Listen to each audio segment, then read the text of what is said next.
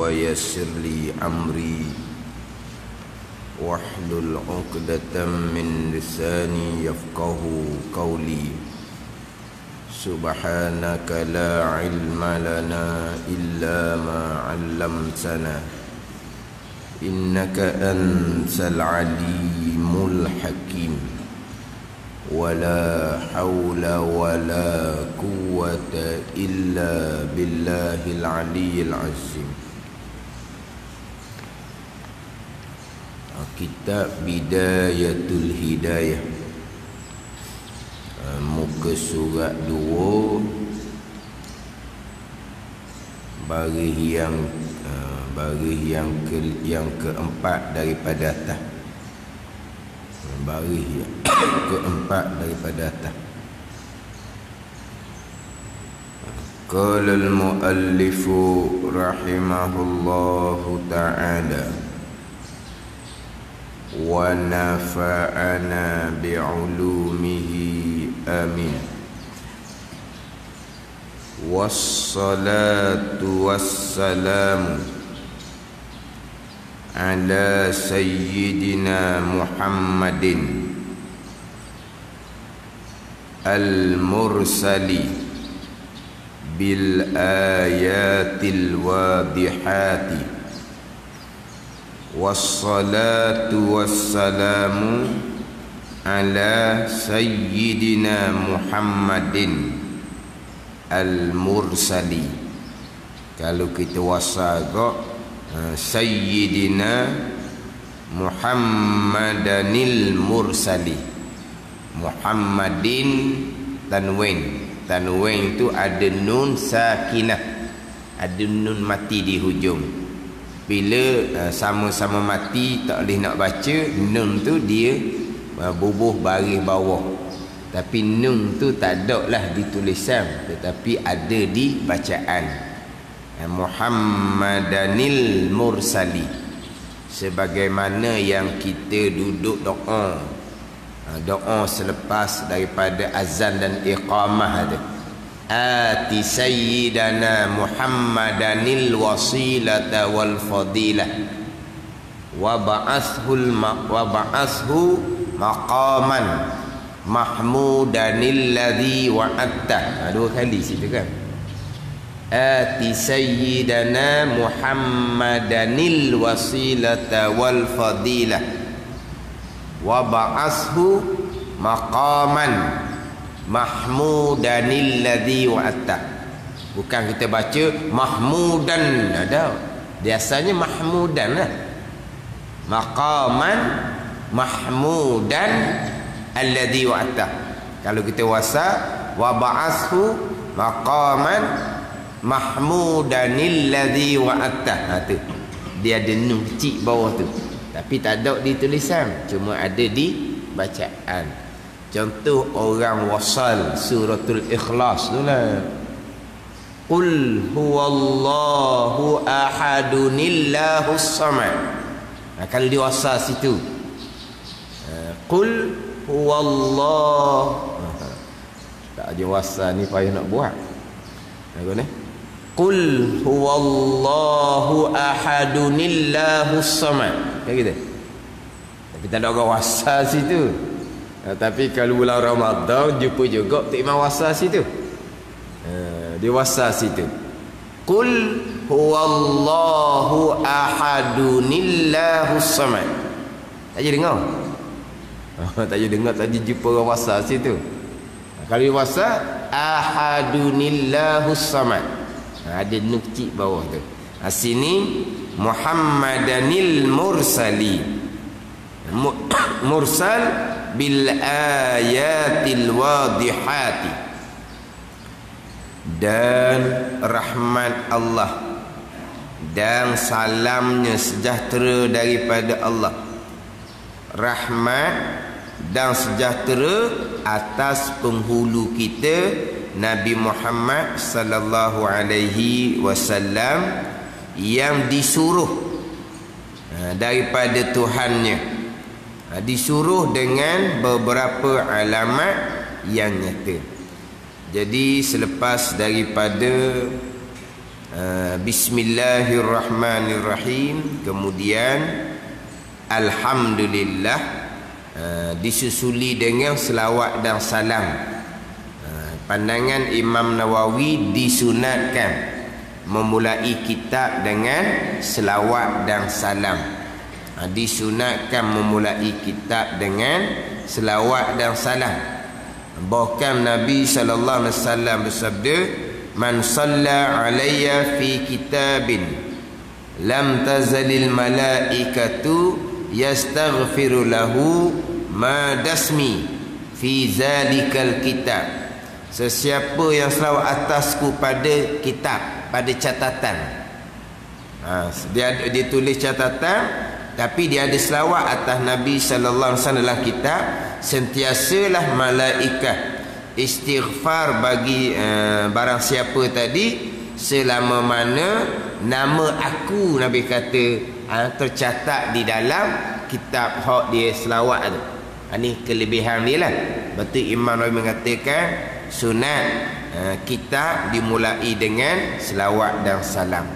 Dimulai dengan bismillah, disusuli dengan alhamdulillah. Alhamdulillahilladzi dalla biwujudihi jami'ul kainat. Kita baca dah terjemahan terdahulunya. Segala puji, segala puji, puji yang empat tu lah. Puji yang empat bagi Allah, tertentu bagi Allah, milik bagi Allah. Sekalian pujian, pujian yang empat. Sebut dah minggu lepasnya, pujian yang empat. Dia dalam kitab dia bagi empat pujian. Yang pertama, puji qadim bagi qadim. Yang kedua, puji qadim bagi hadis. Yang tiga, puji hadis bagi qadim. Yang keempat, puji hadis bagi hadis. Satunya qadim, satunya hadis. Qadim sedia, hadis yang baharu. Siapa qadim? Allah lah. Siapa hadis? Kita lah. Cuma bunyi Arab lah sikit. Puji qadim bagi qadim, puji qadim bagi hadis. Puji qadim bagi qadim, Allah puji Allah lah. Walaupun kita yang baca Alhamdulillahi Rabbil Alamin, kita yang baca, tapi itu kalamullah. Jadi Allah puji siapa di situ? Kalamullah tu puji Allah. Allah puji Allah lah. Tapi apabila kita yang baca pula hadis, puji qadim, kita puji Allah. Allah terkadang dalam Al-Quran memuji para rasul, para anbiya, dipanggil puji qadim. Akan hadis, Allah puji manusia, puji rasul, puji para nabi. Pujian tu pun kembali kepada Allah. Hadis, puji akan hadis. Kita puji sesama kita ni. Puji sebut baik sesama kita ni. Hakikatnya kembali kepada Allah Subhanahu wa ta'ala. Jadi empat pujian. Alhamdulillah, mustahaqqun lillah, mukhtassun lillah, milkun lillah. Mustahak bagi Allah, tertentu bagi Allah, milik bagi Allah. Sebab apa? Sebab sekaliannya datang daripada Allah Subhanahu wa ta'ala.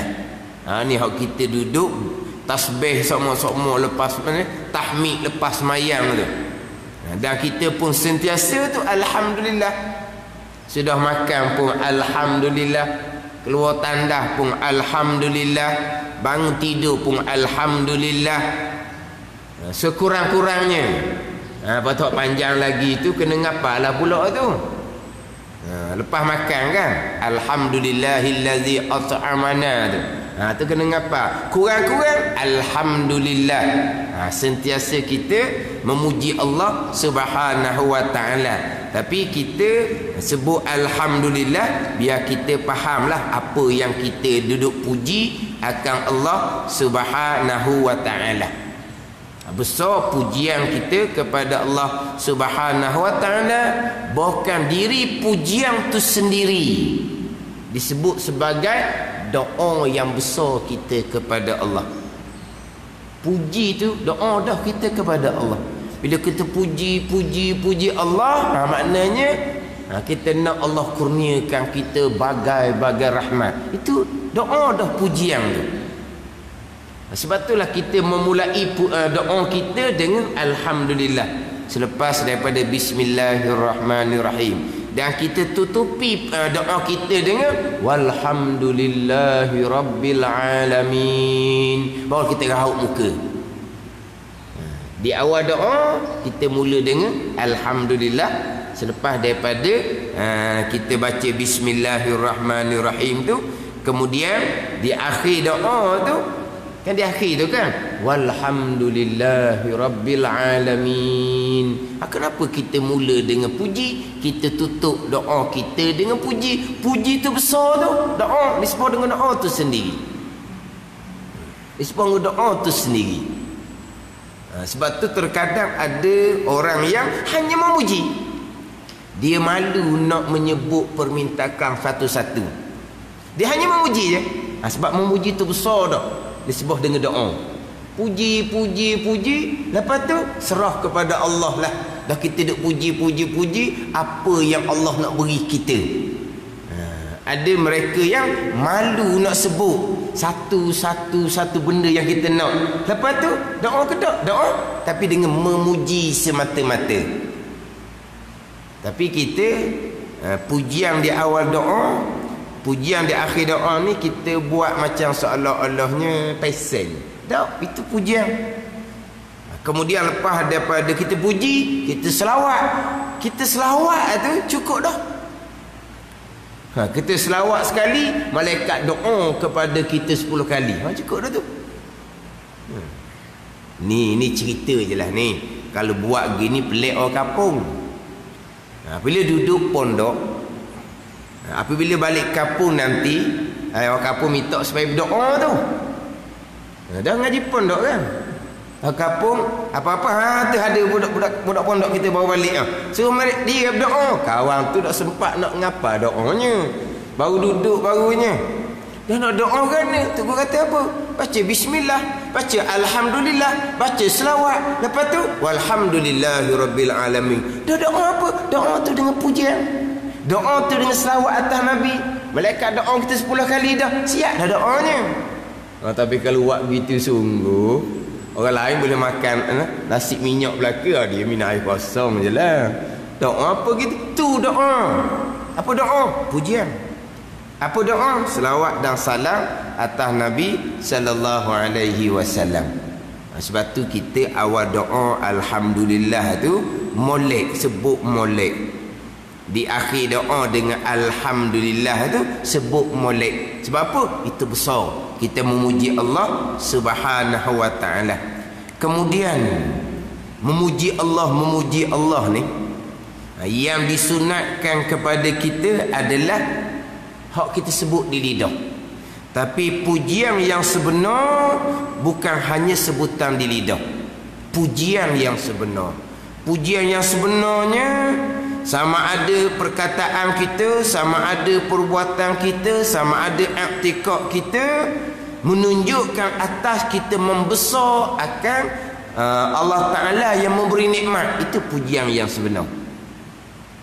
Perbuatan yang menunjukkan bahawa kita membesarkan Tuhan yang beri nikmat, kerana nikmat bagai-bagai yang Tuhan kurnia kepada kita. Sama ada kita besar tu dengan qaulan, dengan sebutan kita membesarkan Allah. Perbuatan pun sama. Perbuatan ni menunjukkan bahawa kita membesar akan Allah, Tuhan yang beri bagai-bagai nikmat kepada kita, serta dengan i'tikad pun membesarkan kita akan Allah yang beri kita bagai-bagai nikmat. Itu maksud pujian yang sebenar. Itu maksud alhamdulillah yang sebenar. Pujian yang sebenar. Kemudian kalau sebut kata syukur pula, syukur lain. Syukur ni sarful abdi jami'a ma an'amallahu bihi alaihi fima khuliqa li ajlihi. Itu syukur. Sarful abdi jami'a ma an'amallahu bihi alaihi fima khuliqa li ajli. Syukur dengan makna memaling oleh hamba akan sekalian nikmat yang dikurniakan oleh Allah pada perkara yang dijadikan kerananya. Nikmat yang Tuhan beri kita ni, Tuhan beri nikmat ni kenapa? Kerana supaya kita mengabdikan diri akan Allah. Jadi kita guna sekalian nikmat pada pengabdian diri kita akan Allah. Hati dia panggil syukur. Ada ni. Syukur-syukur ni kita guna nikmat Allah pada barang yang dijadikan kerananya. Jadikannya apa? Tuhan jadikan segala-gala adalah untuk pengabdian diri kepada Allah Subhanahu wa taala. Itu dia panggil syukur. Kita menggunakan segala nikmat pada jalan yang dituntut oleh Allah Subhanahu wa taala. Kita gunakan segala nikmat pada jalan ketaatan kepada Allah. Itu dia panggil syukur pula. Puji satu, syukur satu. Kemudian puji bagi Allah yang menunjukkan dengan wujudnya wujud Allah, dengan adanya ada Allah itu oleh sekalian kainat. Dalam kitab ni, oleh sekalian kainat. Jadi dalam kitab kita ni di muqaddimah ni kita masih lagi di muqaddimah pendahuluan. Alhamdulillahillazi dalla biwujudihi jami'ul kainat. Wassalatu wassalamu ala sayyidina Muhammadanil mursali bil ayatil wadihat. Jadi di khutbah di muqaddimah kitab ni kita boleh faham dah. Kitab ni nak cerita bab wujud Tuhan. Kitab ni nak cerita bab Nabi diutuskan dengan tanda-tanda yang nyata. Ni fahamlah kitanya daripada khutbah kitab muqaddimah kitab ni. Kitab nak cerita bab Tuhan, bab Rasul ni. Ni mana apa ni? Gambaran kita ada dah bahawa kitab ni nak cerita bab tauhid. Dia panggil bara'atul istihlal. Bara'atul istihlal ni maknanya muka jalan tu, muka jalan tu. Awal kita boleh faham dah apa sebenarnya hak terkandung dalam kitab. Kalau kitab tu contoh kitab Munyatul Musalli, alhamdulillahillazi ja'ala as-salata tariqatan lil muttaqin. Segala puji bagi Allah yang menjadikan sembahyang. Nampak kitab tu nak cerita hafiqah tu. Ada ni. Jadi di mula-mula kitab tu kita boleh nampak dah bahawa kitab ni nak pergi ke mana. Kitab ni hala nak hurainya apa. Maknanya di awal kitab kita boleh faham dah apa yang terkandung di dalam kitab. Macam ginilah, macam orang dia ceramah di permulaan tu. Dia mula dengan apa tu? Dia mula dengan ayat apa tu? Kita boleh faham dah apa sebenarnya poin kandungan yang akan disampaikan kemudian. Kita panggil apa tu? Bara'atul istihlal. Di gambaran tu, apa panggil apa? Notis di muka jalan. Tak siapa lagi isi kitab. Tak siapa lagi tepat. Tapi notis muka jalan kita tahu dah. Situ ada masjid. Contohnya. Itu dipanggil bara'atul istihlal. Tak nampak lagi masjid. Tapi tengok kod depan tu kita boleh tahu dah dalam tu ada masjid. Kita tengok di awal kitab ni, kita tak masuk lagi ni, kitab tauhid ke, kitab fiqh ke, kitab tasawuf, tak tahu lagi ni. Dah tengok di permulaan ni kita boleh tahu dah gambaran bahawa kitab nak cerita apa ni. Nak cerita bab wujudnya Allah Ta'ala, yang menunjuk atas wujud Allah Ta'ala ni oleh sekalian kainat, sekalian makhluk Allah. Ni nak cerita bab Tuhan dah ni. Nak cerita bab tauhid. Dia panggil bara'atul istihlal. Jadi segala puji bagi Allah yang menunjukkan dengan wujudnya itu. Ada Allah ni. Mana penunjuk ni? Dalla ya dulu dalilan. Kita panggil dalil tu. Dalil tu yang menunjuk. Tapi kita dalil ni seolah-olah sudah menjadi bahasa kita, bahasa Melayu. Di dalil ni bahasa Arab. Dalil ni yang menunjuk, yang menjadi tandaan, yang menjadi apa tu? Tuhan ada ni, mana penunjuk dia? Mana pengecaman dia? Ni ada makhluk ni. Ada makhluk ni menjadi dalil Tuhan ada. Situ. Itu dalil-dalil tu. Pada ni. Dalil yang dipenunjuk dengan dalil akal lah. Kalau dalil Al-Quran, mana dalil? Pentandaan bahawa Allah Ta'ala ada. Ambil ayat Quran. Itu kalau dalil nakli, dalil yang diambil daripada ayat Al-Quran. Dalil akli, penunjuk dengan akal ni. Ni tengok makhluk itu dipanggil dalil. Yang menunjuk atas, yang menunjukkan dengan wujudnya, dengan adanya Allah itu oleh sekalian kainat. Sekalian kainat. Orang kita jarang sebut kainat-kainat ni. Orang dulu-dulu je duk sebut semua kainat. Kainat tak ui bekah. Kainat tak ui bekah. Orang dulu dia cakap-cakap rekah je. Hak berlaku ni semuanya hak berlaku ni semuanya datang daripada ketentuan Allah. Saya biasa dengar masa budak-budak tu je lah, masa-masa duduk mandi, duduk gosok. Orang tua-tua dulu-dulu kan, dia tak lau anak cucu dia daki apa semua. Walaupun dulu ni payah sebab nak mandi ni kena timba air telaga. Tapi walaupun tak netuk apanya bekeng, tapi bekeng pun dia tak lau cucu dia balik daripada main daki belakang dia tak lau. Dia ambil dia gahalan tu kan. Ada dia. Orang tuk dulu. Tuk Len ni tak cara dah. Mandi sendiri lah. Sabung ke tak sabung ke tuk tak peduli dah. Dah tuk buat apa? Tengok drama. Bukan tuk di sini, bukan nibung ni. Tuk di tempat lain. Tengok drama je. Tengok drama pun duduk berebut remote dengan cucu. Cucu nak remote, nak tekan hak katung. Tok ni remote nak tekan hak drama Indonesia. Tok baloh gitu. Tok baloh je. Tak ada masa pun nak gahal belakang. Daki penuh cucu tak peduli. Waktu dulu dok bekeng tapi siapa tak mandi di tukang gahal. Tapi muluk tu. Hak berlaku ni hak berlaku ni semuanya mari Tuhan belaka. Tuhan tetap belaka dah pada azal. Kainat tak boleh bekah. Kita kena terima, sabar, kena reda. Tengok. Hak berlaku ni semuanya datang daripada Allah. Tuhan tetap belaka dah pada azal. Kainat tak boleh bekah. Kainat tak boleh bekah. Sebab apa? Sebab yang berlaku ni semuanya datang daripada perbuatan Allah. Hak saya sebut minggu lepas tu, hak wahdaniyah. Keesaan pada perbuatan. Keesaan pada perbuatan tu. Tiga keesaan yang kita duk baca lepas daripada salam tu.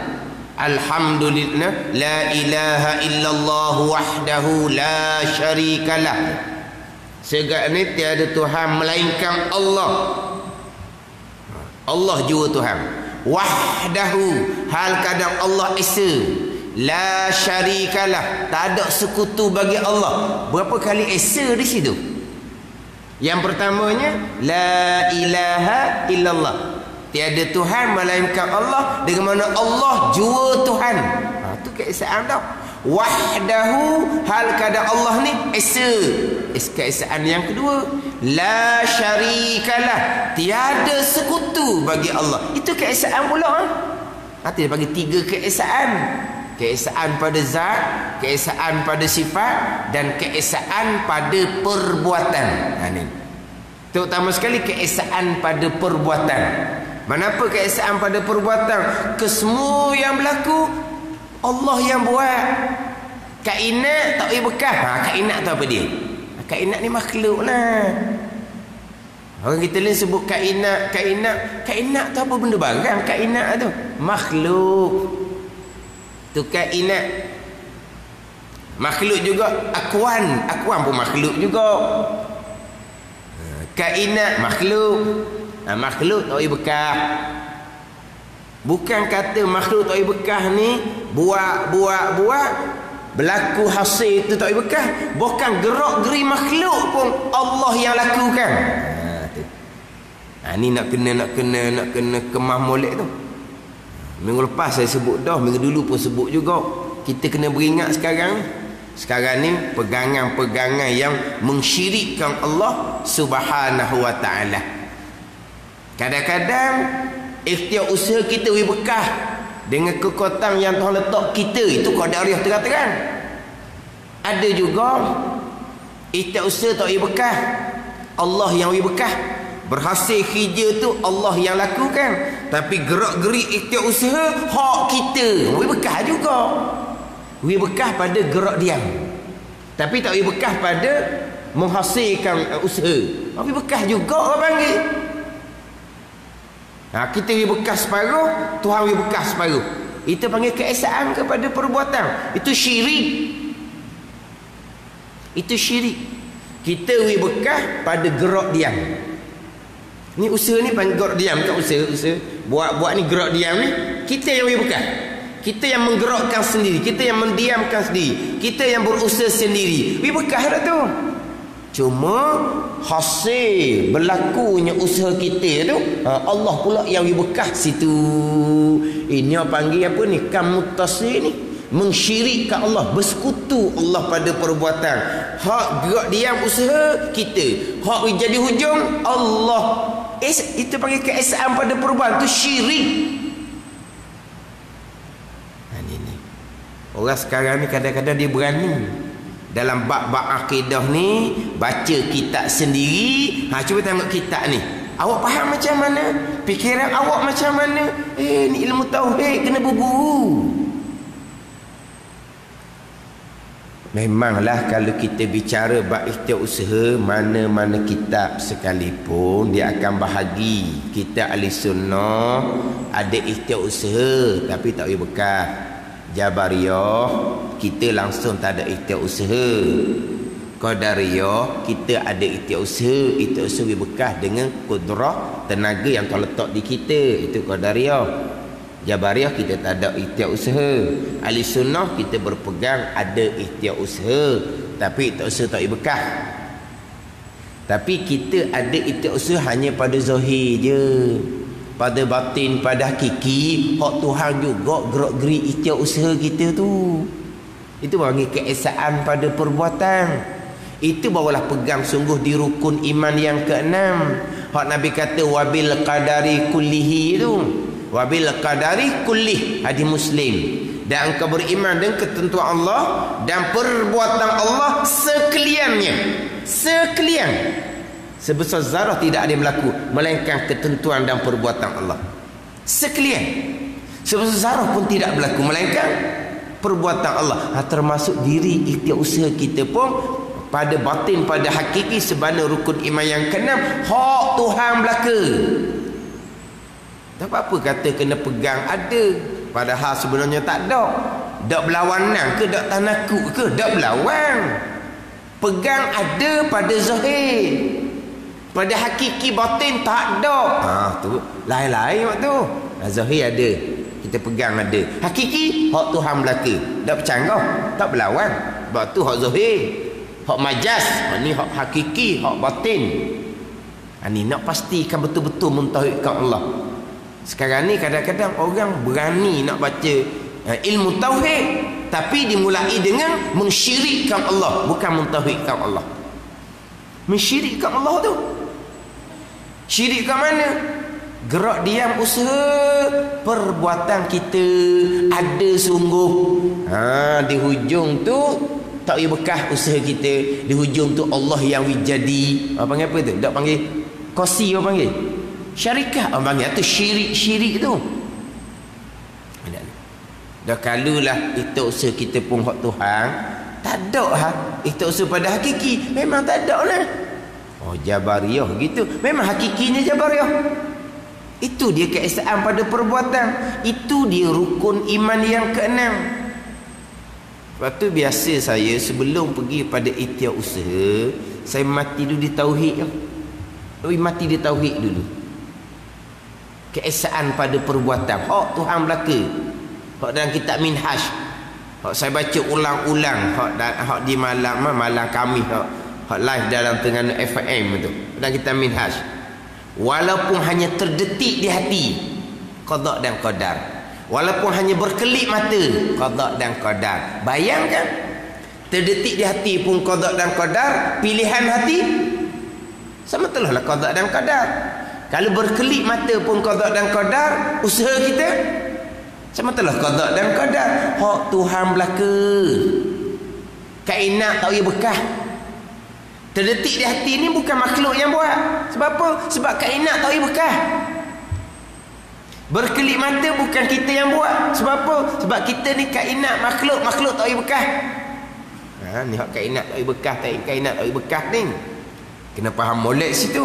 Sebab di situ kita nak mati di tauhid. Mengesakan Allah pada perbuatan, tidak mensyirikkan Allah pada perbuatan. Mensyirikkan Allah pada perbuatan, habis cerita dia panggil apa? Musyrikun. Golongan-golongan yang syirik. Golongan yang syirik semua berhala. Artinya juga syirik atau zahir atau jali terang-terang. Ni hak pegangan ni. Hak pegangan. Mana ni? Hala ni banyak pesel-pesel hak berani. Sekarang ni pula ramai ada orang-orang hak berani baca kitab-kitab tauhid, termasuk kitab-kitab tauhid lama. Kitab-kitab tauhid lama. Tapi kita kena cermat molek. Kena cermat molek. Sebab dalam kitab kita nanti akan datangkan satu peringatan besar di musrah 4 atau musrah 6. Haram kita belajar ilmu tauhid, ilmu usuluddin dengan guru yang tidak berguru dan tidak mahir. Haram. Guru yang tidak guru itu mahir, haram kita belajar.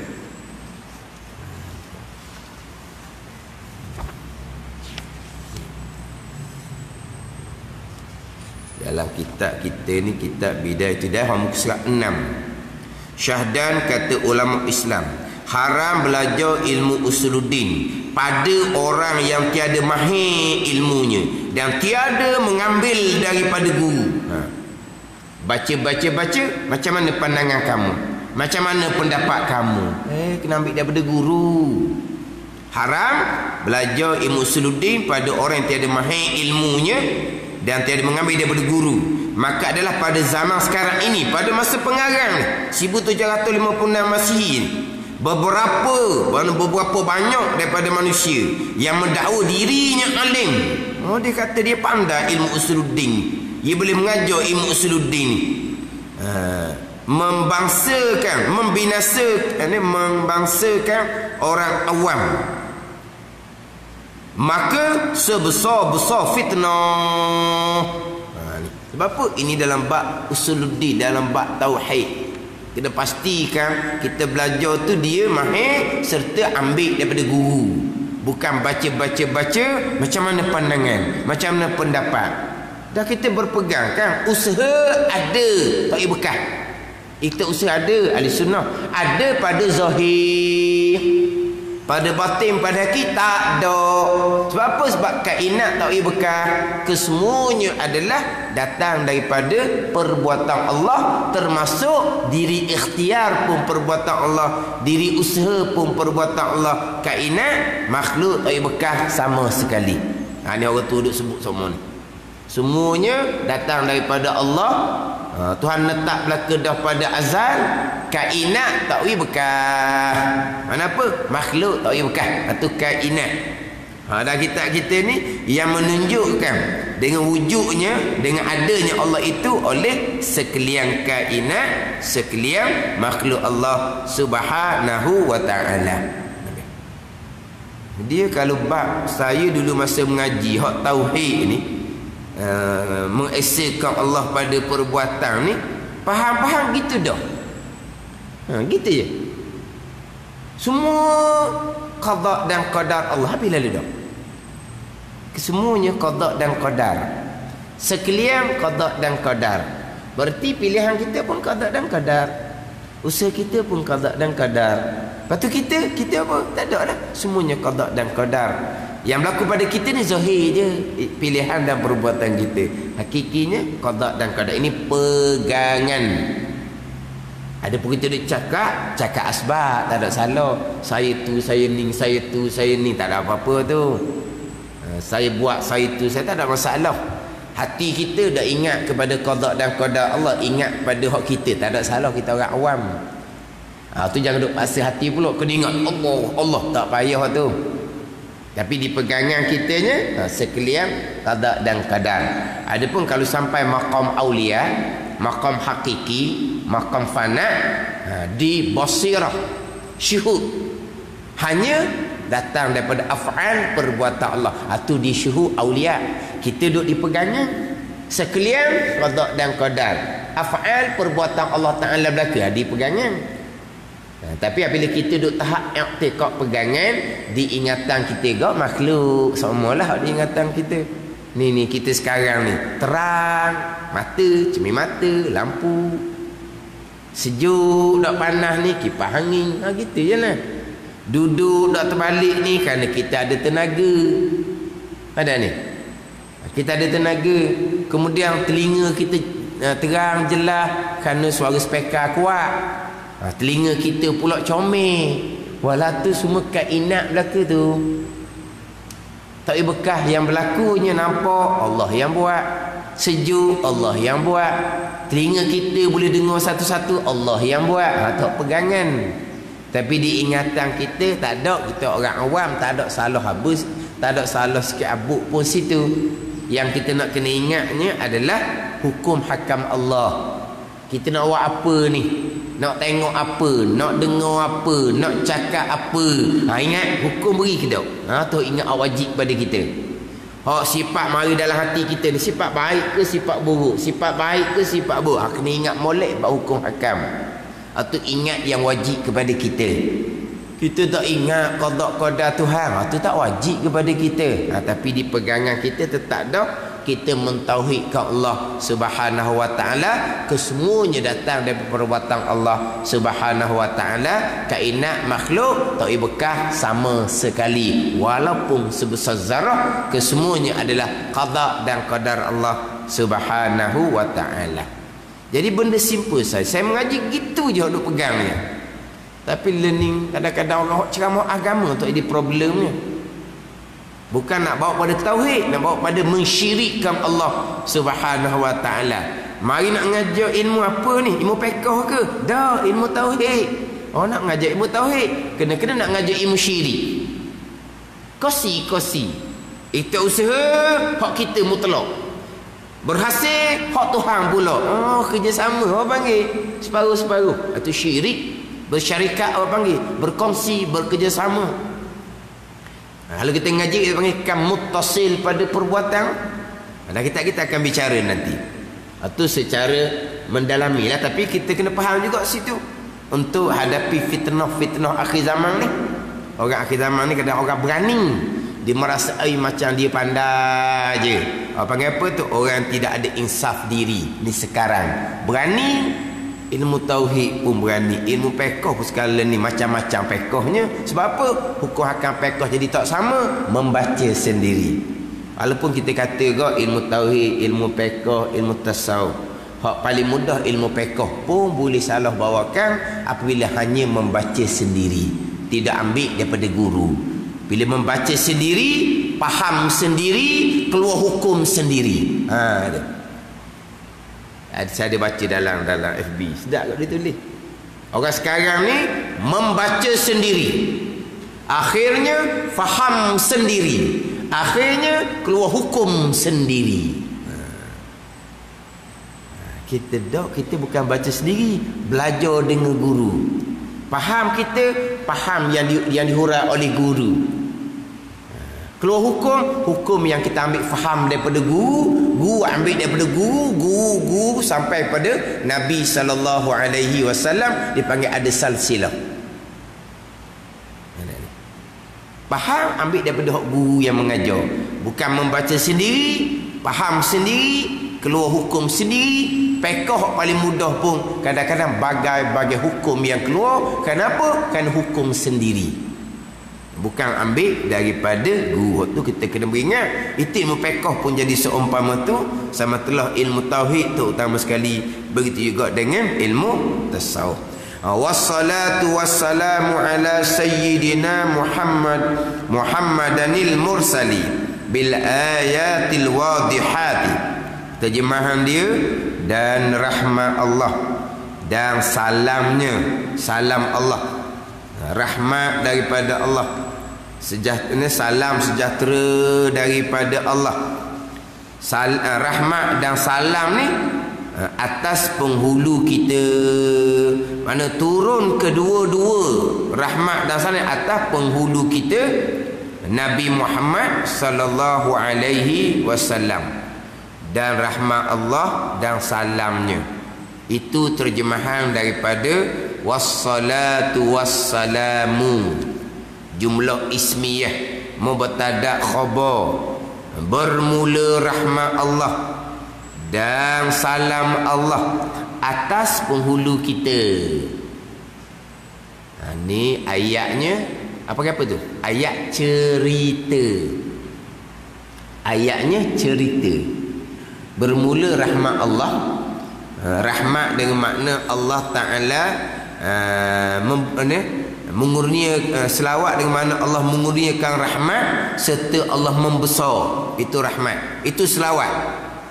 Allah mengurniakan rahmat serta Allah membesar. Jadi di sini nak ceritanya rahmat daripada Allah dan sejahtera daripada Allah atas penghulu kita Nabi Muhammad sallallahu alaihi wasallam.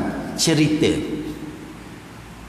Kemudian terkadang kita berselawat dengan jumlah fi'liyah.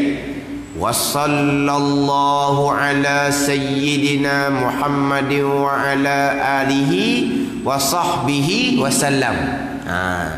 Dengan jumlah fi'liyah.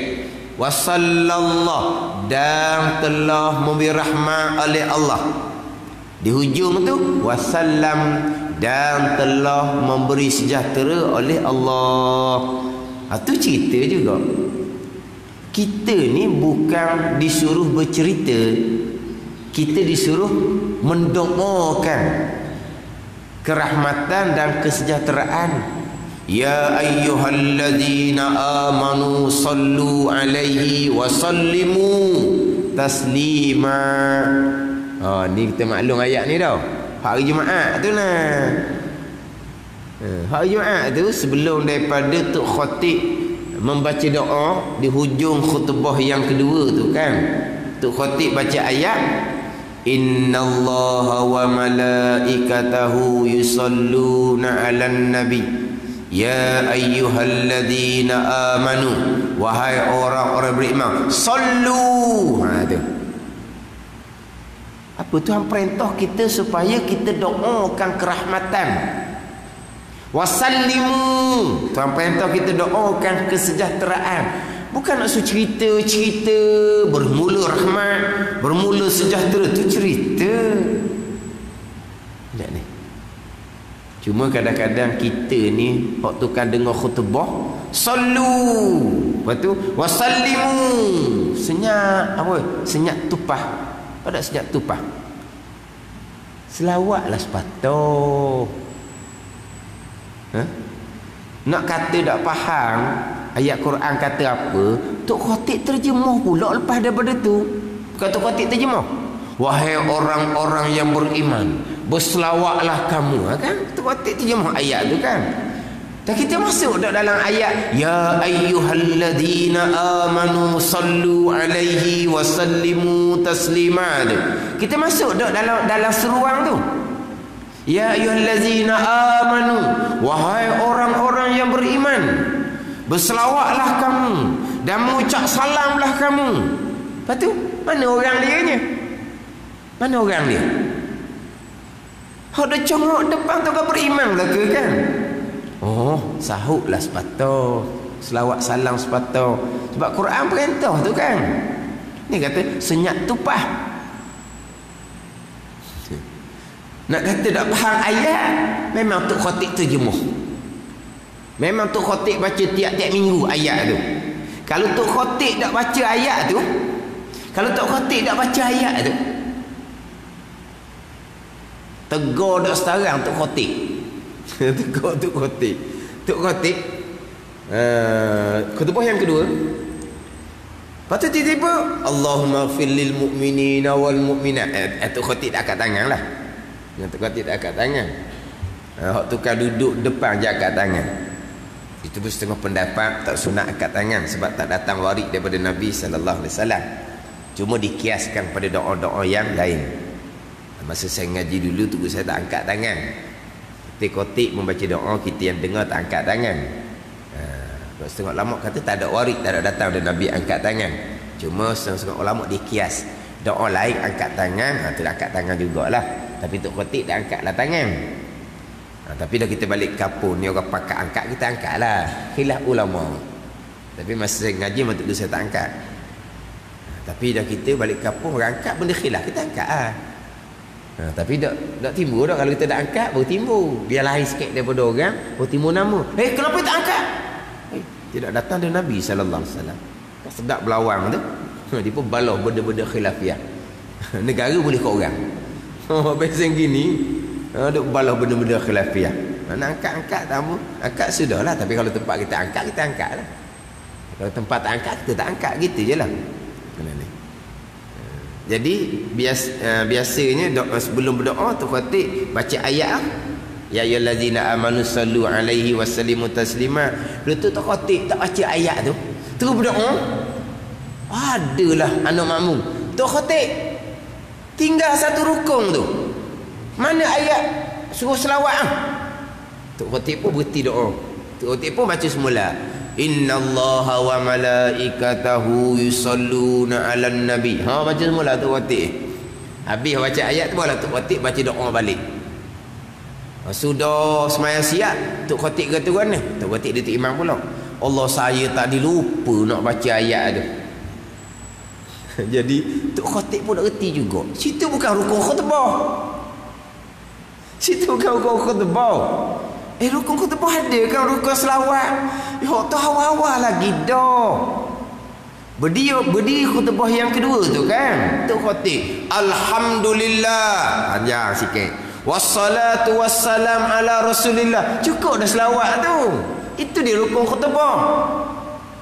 Innallaha wa malaikatahu yusalluna ala nabi. Itu bukan rukun khutbah. Ada ni. Tok Khatib tak baca ayat tu, dia tegur. Tok Khatib dia ikut rukun khutbah. Tok Khatib pun betul benar juga. Tak kena juga rukun khutbah. Minggu depan hak tukang tegur tu pula diceramah. Kita nak baca khutbah ni kena tahu rukun khutbah biar cukup. Ialah rukun khutbah yang pertama, rukun khutbah yang kedua, alhamdulillah kena ada. Selawat kena ada. Pesan ittaqullah dengan bahasa Arab kena ada. Dan memang ada dah awal khutbah yang kedua. Berdiri je alhamdulillah, panjang. Wassalatu wassalam ala rasulillah. Itulah dia rukun khutbah. Hak pesan supaya berselawat tu, hak tu bukan rukun khutbah. Tapi Tok Khatib pesan disunatkan. Sebab apa? Sebab hari Jumaat mana dituntut perbanyakkan selawat dan salam atas Nabi sallallahu alaihi wasallam. Hari Jumaat dituntut perbanyak selawat dan salam atas Nabi sallallahu alaihi wasallam. Hari Jumaat. Lepas tu Tok Khatib pesan sama, tapi itu bukan rukun khutbah. Tapi kalau di Terengganu kita memang Tok Khatib baca semua ayat pesan selawat salam tu. Tapi itu bukan rukun khutbah. Rukun khutbah di awal khutbah yang kedua tu. Alhamdulillah, wassalatu wassalam ala rasulillah. Cuba kita perhati, di awal khutbah kedua tu ada selawat dah, itu dia rukun khutbah. Jadi sekarang ni Allah Ta'ala perintah doakan selawat dan salam. Kita di sini bukan doa. Wassalatu wassalamu, dan bermula rahmat Allah dan salam Allah. Itu cerita. Wassallallahu wasallama, dan telah memberi rahmat oleh Allah dan telah memberi sejahtera oleh Allah. Itu bukan doa, itu cerita. Doa sungguhnya mana? Allahumma salli wa sallim. Itu baru doa. Allahumma salli, ya Allah berilah rahmat. Itu berdoa. Ada ni. Kita dituntut berdoa, bukan bercerita. Tapi di sini wassalatu wassalamu sama, wassallallahu pun sama, dipanggil khabariyah lafzan, insyaiyah maknan, duaiyah maknan. Ayat berbentuk cerita tapi maknanya adalah doa. Doa juga ni. Wassalatu wassalamu doa, wassallallahu wassallama sama dengan makna Allahumma salli wasallim, sama je. Walaupun ayat berbentuk cerita tapi maksudnya adalah doa. Ada ni. Sebab tu kita di awal doa tu imam tu wasallallahu di awal dia biasa tu imam kan, dia alhamdulillah wassalatu wassalamu dah awal, akhirnya wasallallahu ala sayyidina Muhammadin wa ala alihi wa sahbihi wasallam walhamdulillahi rabbil alamin, disudahi dengan alhamdulillah. Tapi diawali doa dengan wassalatu wassalamu, diakhiri doa dengan wassallallahu. Kita kena aminkan. Kita kena aminkan. Sebab apa? Itu doa.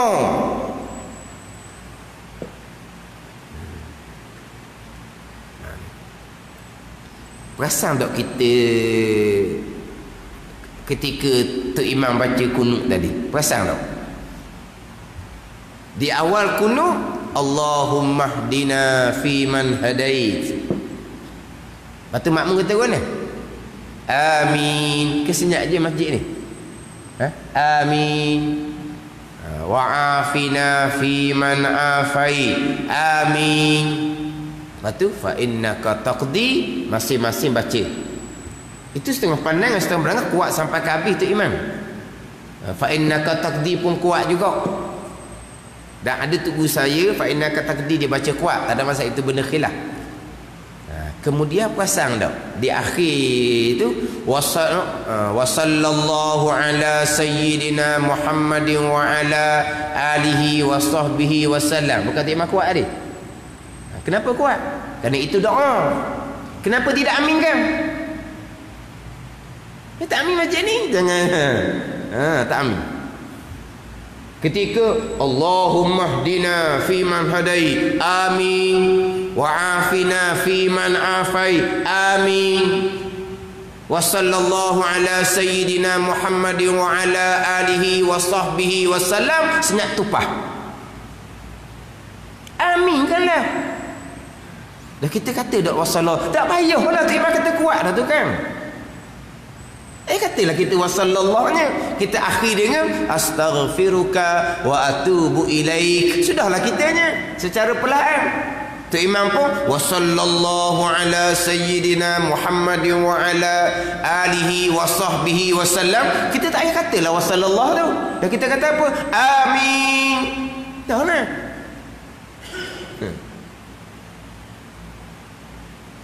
Kadang-kadang tu imam ni sampai kesudah dia senyap, wasallallahu pun dia senyap juga.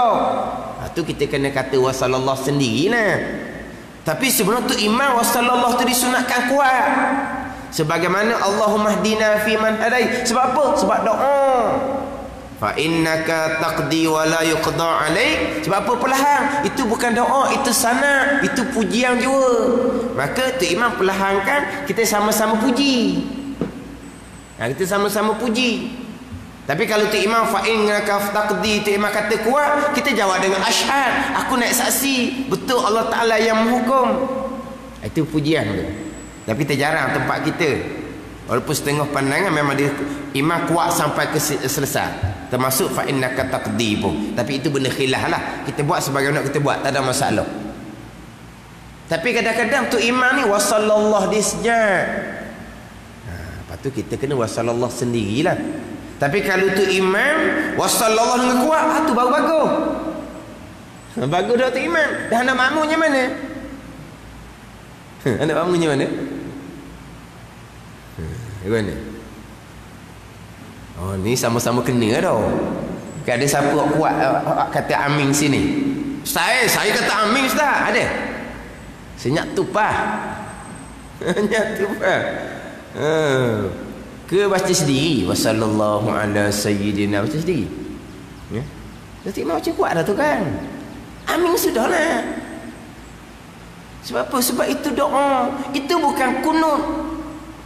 Kunut sampai ke astaghfiruka wa atubu ilaih. Sebab tu dalam berdiri membaca kunut tu ada 4 sunat abad. Situ 4 sunat abad. Yang pertama berdiri, itu sunat abad. Yang kedua kunut, sunat abad. Yang ketiga selawat atas Nabi, tu sunat abad yang lain. Yang keempat wa ala alihi, kita selawat atas keluarga Nabi, itu sunat abad yang keempat. Jadi wasallallahu tu bukan kunut. Wasallallahu tu selawat selepas ada kunut. Nak cerita di sini selawat tu doa. Bila selawat tu doa, Allahumma hdina fiman hadait, doa tu imam sunat kuat. Patut nak makmum tak payah dak ayah baca tu. Patut nak makmumnya amin. Dah lah. Kan? Itu adalah doa walaupun ayat berbentuk wassalatu wassalamu macam dalam kitab kita ni, ataupun wassallallahu wasallama, maksudnya Allahumma salli wasallim, adalah doa. Doa kita mohon pada Allah supaya Allah Ta'ala kurniakan kerahmatan dan kesejahteraan atas penghulu kita Nabi Muhammad sallallahu alaihi wasallam.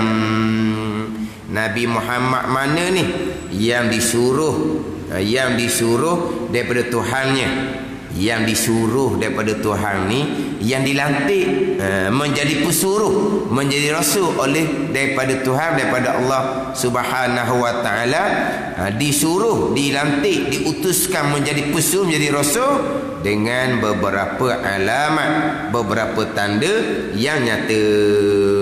Jadi dalil ke, ayat ke, alamat, tanda ke, maknanya sama. Kita berpegang berkaitan dengan Allah, ada dalil, ada pengecaman, ada tanda, ada alamat. Berkait dengan kita pegang sifat Rasul pun berserta dengan dalil, dengan tanda, dengan alamat, dengan beberapa alamat yang nyata, yang terang.